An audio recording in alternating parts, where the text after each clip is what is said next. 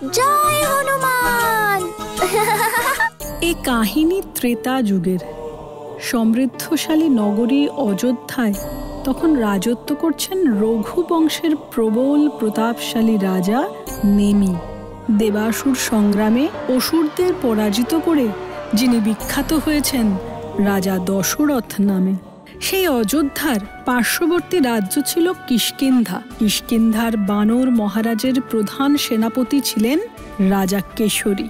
বানররাজ কেশরীর সহধর্মিণী রানী অঞ্জনা তখন গর্ভবতী।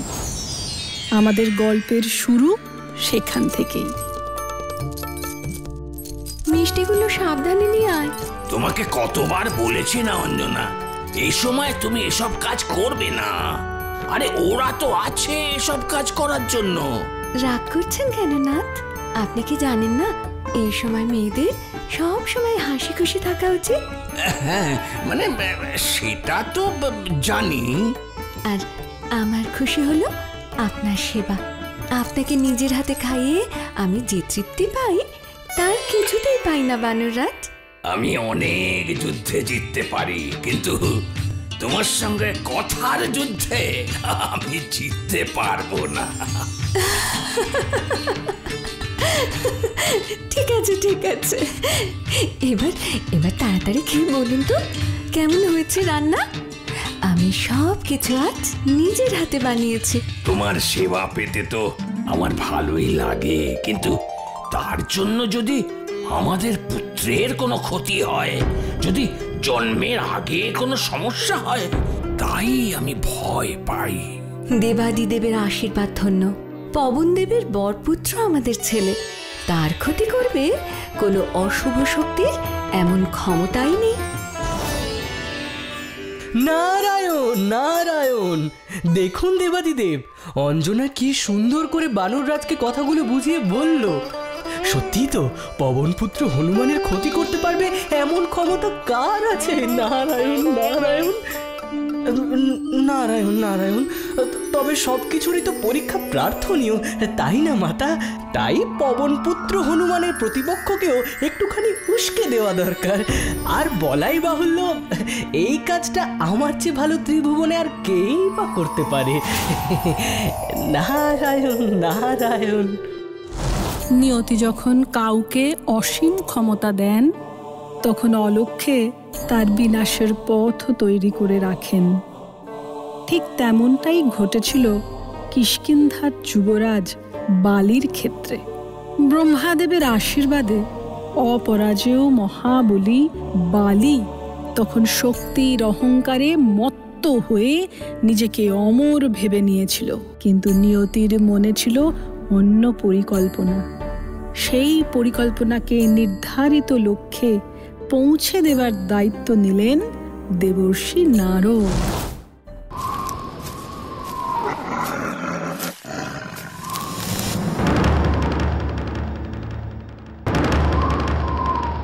কিসের একটা আওয়াজ হচ্ছে যেন।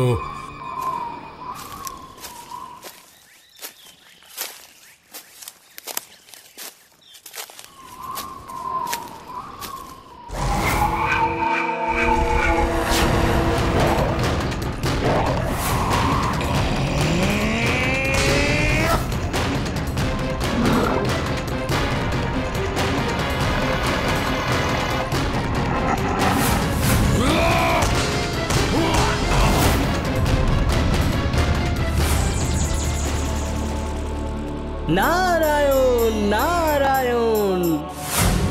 বাহ মহাবীর বালি, বাহ, খুব ভালো। দেবর্ষি নারদ, প্রণাম গ্রহণ করুন। আপনি আমায় চেনেন? মহাবীর বালির নাম কে না জানে? আপনার শৌর্য বীর্যের কথা তো। আর আজ নিজের চোখে তোমার বীরত্বের নমুনা দেখে তো আমি অভিভূত। অমন হিংস্র তিনটে জন্তুকে যে সাহসের সঙ্গে তুমি পরাজিত করলে তা অবিশ্বাস্য। আসলে মুনিবর, এ তো এমন কিছুই নয়, মাত্র 3টে নেকড়ে এই জঙ্গলের সব হিংস্র জন্তু যদি একসাথে আমায় আক্রমণ করে, তাহলেও আমার এর থেকে বেশি সময় লাগবে না সব কটাকে একসাথে মাটিতে মিশিয়ে দিতে। তুমি তো দেখছি আমার ভাবনার চাইতেও বেশি শক্তিশালী। তা আপনি এই গভীর জঙ্গলে ঘুরে বেড়াচ্ছেন কেন দেবর্ষি? কোনো বিশেষ উদ্দেশ্য আছে কি?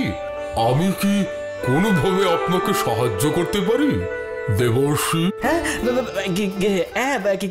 কিছু বলছো? কিসের ভাবনায় ডুবে গেলেন দেবর্ষি? আমি একটা কথা ভেবে বিস্মিত হচ্ছি। কি কথা মুনিবর? এই যে তোমার আজ যা বীরত্ব আমি দেখলাম, তারপরে তুমি নিজের শক্তির ব্যাপারে যা যা বললে, আমিও কিন্তু মিথ্যে বলিনি দেবর্ষি। চাইলে আপনি পরীক্ষা করে দেখতে পারেন। আরে না না পুত্র বালি, আমার তোমার উপর সম্পূর্ণ বিশ্বাস আছে। না, আমি শুধু ভাবছি তোমারই যদি এত শক্তি হয়, তাহলে তোমাকে যে পরাজিত করবে তার না জানি কত শক্তি হবে। নারায়ণ নারায়ণ। এই বালিকে পরাজিত করতে পারে বানর কুলে এখনো কেউ এমন জন্মায়নি। একদিকে কথাটা অবশ্য তুমি ভুল বলনি।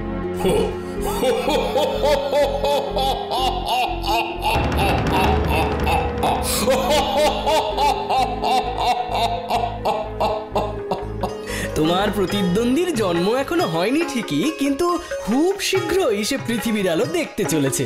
কি জানি, হয়তো মায়ের পেটের ভেতর থেকেই সে তোমাকে পরাজিত করার প্রশিক্ষণ নিচ্ছে। কে আমাকে পরাজিত করবে? এই বালির গদার সামনে এসে দাঁড়াতে তার বুক কাঁপবে না? যার বুকের মধ্যে স্বয়ং মানবরূপী নারায়ণ বিরাজ করেন, তার কি কোনো কিছুতেই বুক কাঁপে মর্কট কুমার? তুমি পরাজয়ের মানসিক প্রস্তুতি নিতে শুরু করো। আর এতে লজ্জারই বা কি আছে? পৃথিবীতে কেউই অপরাজেয় নয়।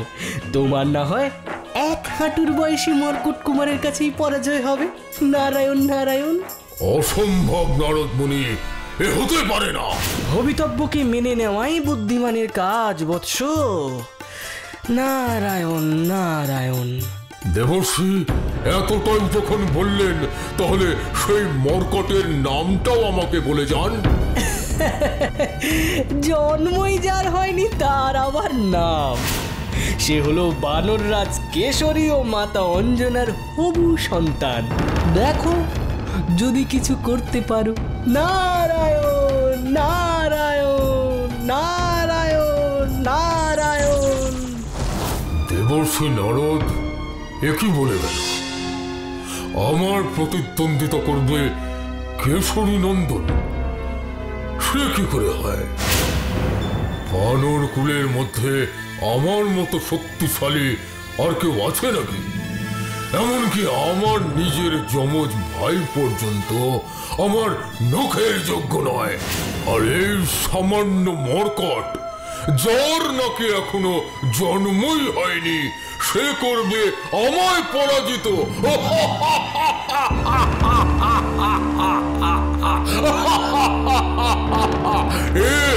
এ নিশ্চয়ই নারদ মুনির রসিকতা। হয়তো উনি আমার আত্মবিশ্বাসের নমুনা দেখতে চাইছিলেন, তাই হবে। আর আমি নাকি এসব ভেবে ভেবে আমার পুরো দিনটাই এখানে বসে নষ্ট করে ফেললাম। না না, এরপর সন্ধে হয়ে যাবে, মহলে ফেরা যাক। এ আমি কি করছি? দেবর্ষির বলা কথাগুলো এত হালকা বলে নেওয়া কি ঠিক হচ্ছে আমার? ওর সাথে আমার তো কোনো ঠাট্টা তামাশার সম্পর্ক নয়। উনি অকারণে আমাকে এসব কথা বলবেনই বা কেন? আর তাছাড়া আত্মবিশ্বাস থাকা ভালো ঠিকই, কিন্তু নিজের উপর অন্ধ আত্মবিশ্বাস থাকা কি উচিত? প্রকৃত যোদ্ধা কখনো তার শত্রুকে দুর্বল বলে ভাবে না। আমার অন্তত একবার খোঁজ খবর নিয়ে দেখা উচিত। আর যদি সত্যি দেখা যায় যে আমার প্রতিদ্বন্দ্বী জন্মের অপেক্ষায় দিন গুনছে, তাহলে পৃথিবীর আলো দেখার আগেই ওকে পৃথিবী থেকে সরিয়ে ফেলতে হবে। এই সেই কাল বিষ ফল। এর জন্যই এতটা পথ আমার ঘুরে আসা।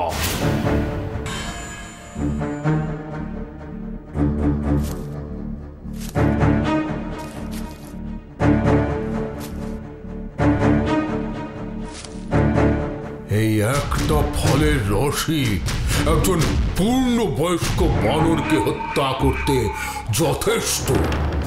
আর এই এতগুলো ফলের রস যদি একটা শিশু মাতৃ জঠরে বসে পান করে,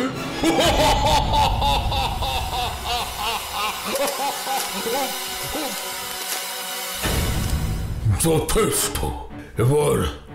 এবারে কেউ আসার আগেই এটাকে আলাদা করে সরিয়ে রাখতে হবে।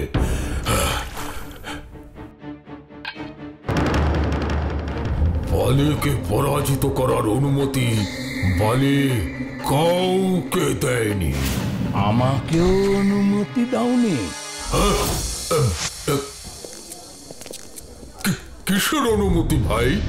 তা আমি কি জানি, ঘরের ভেতরে ঢুকতে গিয়ে এইটুকুই কানে এলো, তাই বললাম। তাই বলো। তা কাল সন্ধে থেকে ঘরে বসে কি করছো বলো তো? ভাবলাম রাতে তোমার অভিযানের গল্প শুনবো, তাও শোনালে না। না, তেমন কিছু নয়। আজ রাতে নিশ্চয়ই তোমায় সেই অভিযানের গল্প আমি শোনাবো। হ্যাঁ। রাতে কেন? এখনই বলো। না ভাই, এখনই নয়। এখন একটা জরুরি কাজে যাচ্ছি। কি কাজ? আমিও যাব, চলো। না সুগ্রীব, আগে আমি যাই। যদি কোনোভাবে অসফল হই তবেই তোমাকে সাথে নেব। কিন্তু দাদা,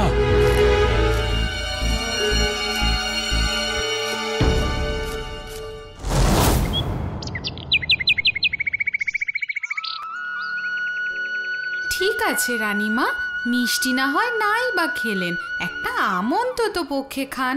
আম তো আপনি বিশেষ পছন্দ করেন, সেই দিন তো নিজেই পেরে খেলেন। সেদিন ইচ্ছে করেছিল, খেয়েছিলাম। আজ ইচ্ছে করছে না। তোরা যা তো এখন, আর বিরক্ত করিস না। সে কি অঞ্জনা, তোমার শরীর ঠিক আছে তো? খাবার দাবার খাচ্ছ না কেন শুনি? কি করব, আমার যে কিছুই খেতে ভালো লাগছে না।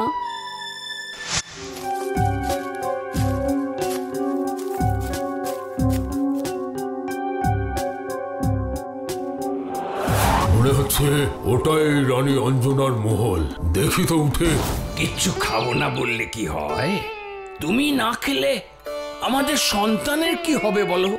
এই তো বানর রাজ কেশরী আর রানী অঞ্জনা আসন্ন সন্তানের চিন্তায় খুব চিন্তিত বলে মনে হচ্ছে। চিন্তা নেই বানর রাজ, আপনাকে আমি চিরতরে মুক্ত করে দেব। কিন্তু আজ যে আমার এসব কিছুই খেতে ভালো লাগছে না। তাহলে অন্য কি খেতে ইচ্ছা করছে?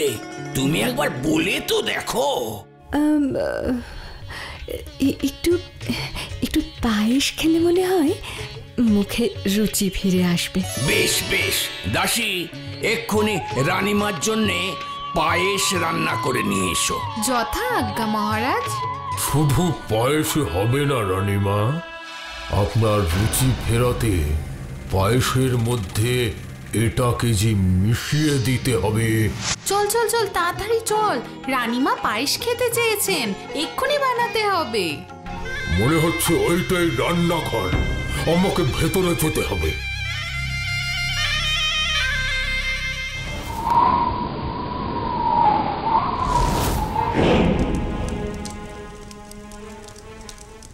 কি গো, হলো তোমার?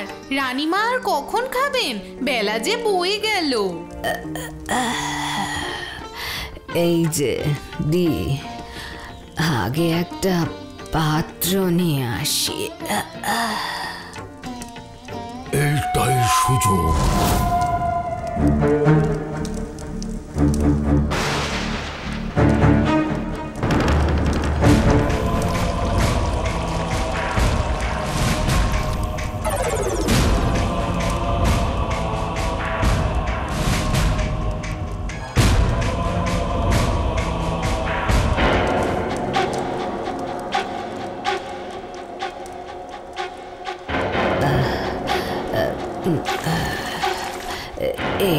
এই নাও।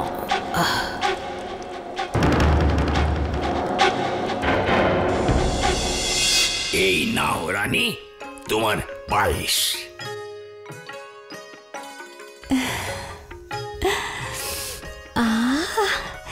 কি মিষ্টি সুবাস, প্রাণ জুড়িয়ে গেল। এটা খেলে তো সারা জীবনের মতো ঘুমিয়ে পড়বেন রানীমা।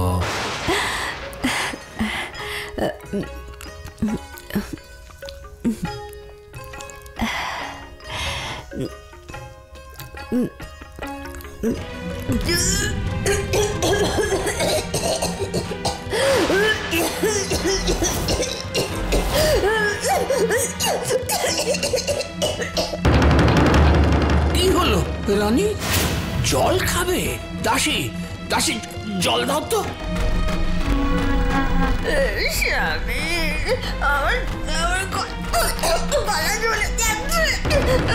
অঞ্জনা, এই কে আছিস? বৈদ্যকে ডাক। পরিষ্কার বোঝা যাচ্ছে খাবারে বিষক্রিয়ার ফলেই এমন অবস্থা। আর এ বিষ যে সে বিষ নয়, একেবারে কাল বিষ। বিষ হোক আর যাই হোক, আপনি শুধু বলুন আমার অঞ্জনা কখন চোখ খুলবে? আমার আমার সন্তানই বা কেমন আছে? না না না না বানররাজ, কোনো মিথ্যে আশা আমি আপনাকে দেব না। এই বিষ খেলে কারোর বাঁচার কোনো আশাই থাকে না। পূর্ণবয়স্ক মানুষই বাঁচে না, তাই গর্ভস্থ সন্তান।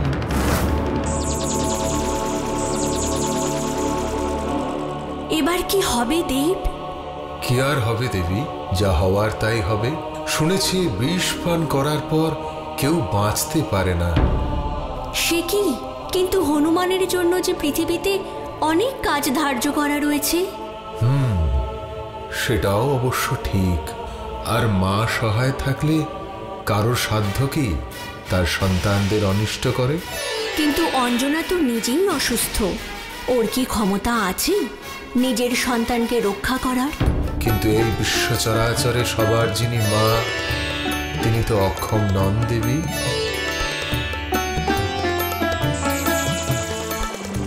আমি কি যাব প্রভু? তোমার প্রাণ যদি কাঁদে অবশ্যই যাবে। যথা আজ্ঞা। না না অঞ্জনা, তুমি তুমি এভাবে এভাবে চলে যেতে পারো না। মহারাজ, মহারাজ, এক মহিলা এসেছেন। বললেন তিনি রানীমাকে সারিয়ে তুলতে পারবেন। আমি কি তাকে ভেতরে আনবো? এটা তুমি জিজ্ঞেস করতে এসছো কেন? এক্ষুনি নিয়ে এসো।